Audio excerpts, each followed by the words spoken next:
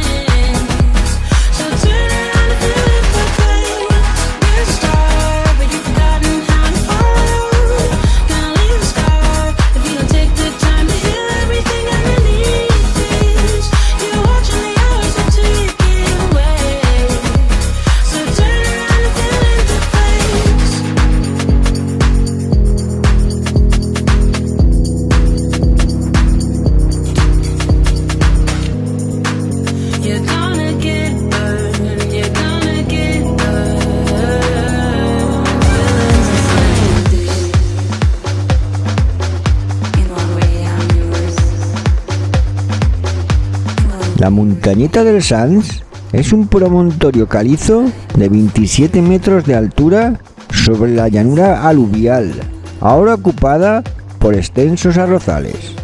Lugar emblemático en el Parque Natural de la Albufera y magnífica atalaya para observar los hermosos paisajes valencianos.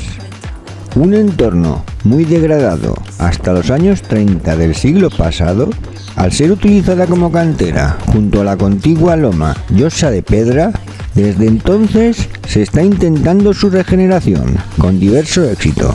La roca caliza que la compone está totalmente fragmentada por la acción de los procesos kársticos, con numerosas grietas y cavidades, como si fuese un queso gruyère. En sus inmediaciones encontramos numerosos manantiales conocidos como ullals, aguas subterráneas de lejana procedencia que alimentan las fuentes que dispone la instalación para refrescar al viajero y regar la actual microrreserva de flora, declarada para proteger la vegetación del paraje. Coronada por una ermita cuyo origen data del siglo XVI, aunque ha conocido numerosas reformas, está dedicada a los santos Abdón y Senén, los santos de la piedra, patrones de muchas localidades de la comarca, que protegen contra las granizadas y prediscos. En nuestra primera visita, de niño hace varias décadas, todavía existía un campo de arroz dedicado al anterior jefe del Estado, Francisco Franco. Curiosamente, tras una intensa granizada que arrasó todos los cultivos contiguos, el único que se salvó fue el del sanguinario dictador. Nunca supimos si por intervención divina o humana. Un enclave único e irrepetible que pone un brillante punto final a nuestro recorrido natural.